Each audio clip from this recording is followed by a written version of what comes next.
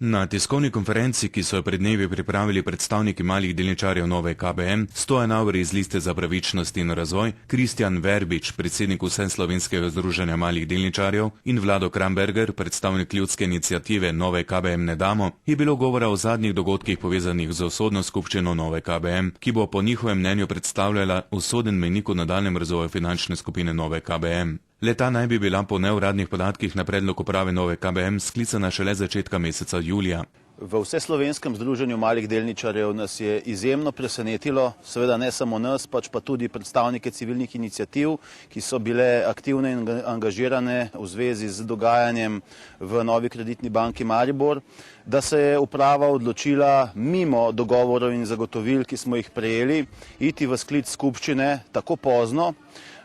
skratka načeloma 8.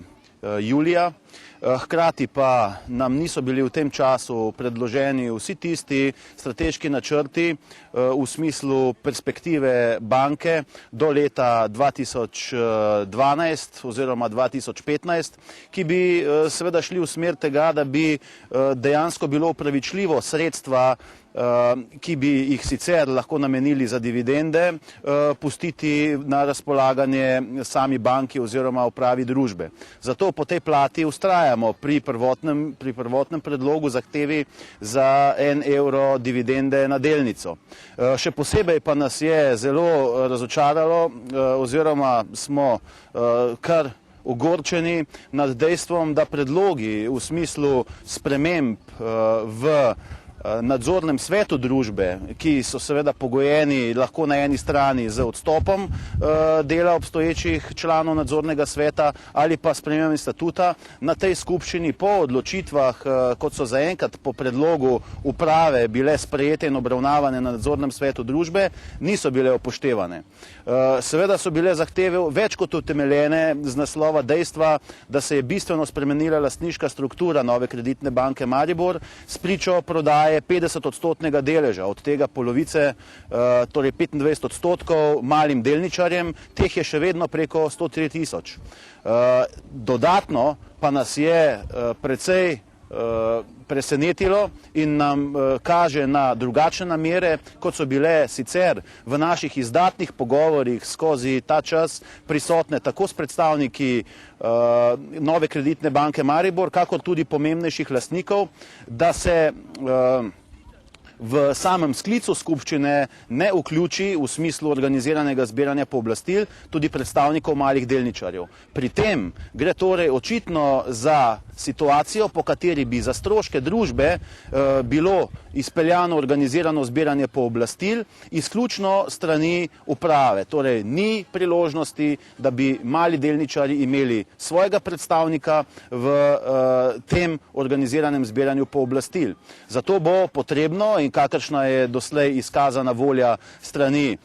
civilnih iniciativ NKBM ne damo in pa Liste za pravičnost in razvoj, da se gre po tej plati v samostojno organizirano zbiranje pooblastil, s katerim bi skušali zagotoviti, da bodo tisti nasprotni predlogi, ki jih je potrebno na ta način na skupščini uveljaviti, torej zahteve, ki so že bile predstavljene in utemeljene, lahko tudi realizirane skozi skupščinske sklepe. Mi bomo v nadaljnjih dogajanjih skušali tudi s pomembnejšimi lastniki zagotoviti podporo za vse tisto, kar je bilo podano kot predlog. Sicer pa je potrebno izpostaviti, da navkljub izdatnim pogovorom, ki smo jih imeli s predstavniki Nove Kreditne banke Maribor, kakor tudi pomembnejšimi lastniki in vsemi zagotovili, ki smo jih z tega naslova prejeli, leta niso bila upoštevana. To nas čudi in hkrati nakazuje, da utegne iti za situacijo, kjer je lahko interes malih delničarjev, tistih, ki so prispevali svoje sredstva za nakup deležev v Novi Kreditni banki Maribor, izigran, da bi se torej utegnila ponoviti zgodba, ki smo jo bili v smislu pomembnih akterjev v primeru Nove Kreditne banke Maribor, recimo predsednika uprave gospoda Matjaža Kovačiča, že priča v preteklosti, ko so se recimo iz naslova prej certifikatskih lastnikov v infondih, različnih infondih, v katerih je imela Nova kreditna banka Maribor najpomembnejši delež in glas, zgodile premiki, ki so pripeljali do tega, da so bili prevzeti pod primerno ceno in da se je seveda, kar se tiče Infonda Holdinga in ostalih infondov,